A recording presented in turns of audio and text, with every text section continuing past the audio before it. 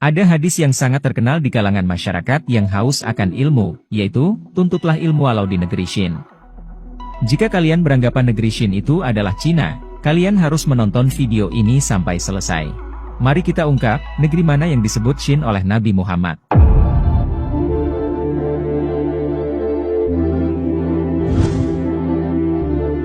Pada kisaran abad ke-7, dunia sedang melalui salah satu masa kelamnya. Di benua Eropa pada saat itu, sedang mengalami era Dark Age, atau masa kelam.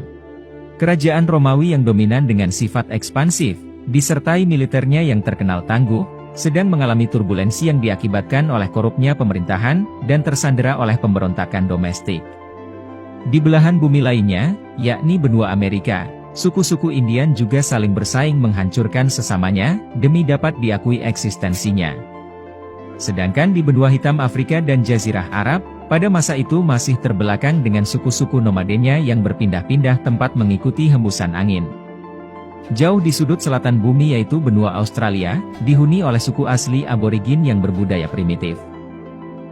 Di Asia, kita langsung saja ke Cina, tidak perlu disangsikan lagi bagaimana pada tempo itu, sedang berkecamuk perang saudara besar-besaran di antara 5 dinasti, yaitu Sui, Chen, Jian, Jin, dan Tang.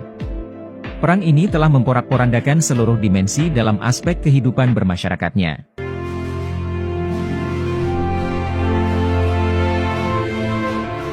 Hadits Nabi yang menganjurkan, tuntutlah ilmu walau di negeri Shin, bertujuan agar menjadikan negeri itu sebagai suri tauladan. Jadi, dari banyaknya negeri yang disebutkan tadi, adakah sekiranya yang patut dijadikan contoh suri tauladan? Dalam Sanskerta kuno, ada kata Shin, yang memiliki arti negeri berperadaban maju. Hadits ini disabdakan oleh Nabi Muhammad pada masa kenabian beliau, di mana kondisi di muka bumi ini sedang dirundung oleh demoralisasi secara masif yang bersifat jahiliyah, yang dapat berakhir kepada kemunduran, bahkan kehancuran peradaban kemanusiaan itu sendiri. Sudah sepatutnya, beliau akan mereferensikan umat manusia untuk mengambil ilmu dari negeri-negeri yang maju, dan layak dijadikan uswatun hasanah, atau contoh kebaikan. Syahdan, ada sebuah negeri yang memiliki kriteria gemah ripahloh jinawi yang dimaksud.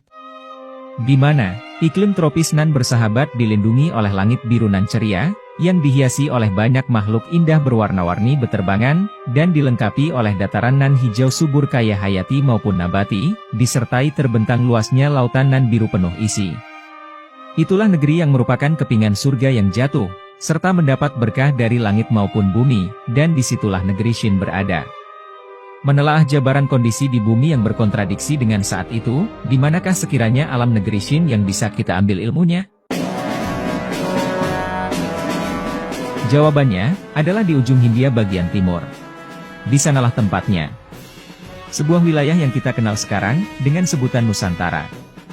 Pada era tersebut, Nusantara didominasi oleh sebuah kerajaan besar yang mendunia. Yang apabila disebutkan namanya, niscaya akan menggetarkan hati lawan maupun kawan.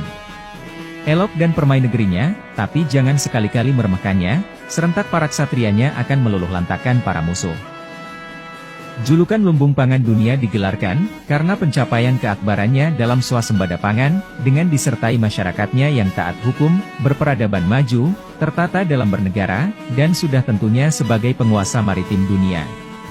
Kerajaan ini, dikenal dan terkenal dengan sebutan Kerajaan Sriwijaya. Dan era keemasan wilayah negeri Shin ini, dilanjutkan oleh Kerajaan Majapahit yang tidak kalah dahsyatnya. Belum lagi, jika kita bicarakan masa-masa jauh sebelum keemasan kedua kerajaan itu. Bila kita perhatikan dengan seksama di relief-relief yang terdapat di candi-candi yang ada di Nusantara, terpahat jelas, bahwa peradaban leluhur kita semua adalah sangat tinggi. Manusia dari seluruh penjuru dunia, datang untuk belajar, dan tunduk kepada nenek moyang kita. Sejarah peradaban bangsa kita lebih tua, dan jauh lebih maju dari peradaban manapun di dunia. Buktinya, Gunung Padang dengan usianya, megastrukturnya, dan segala kemisteriusan yang terkandung di rahimnya.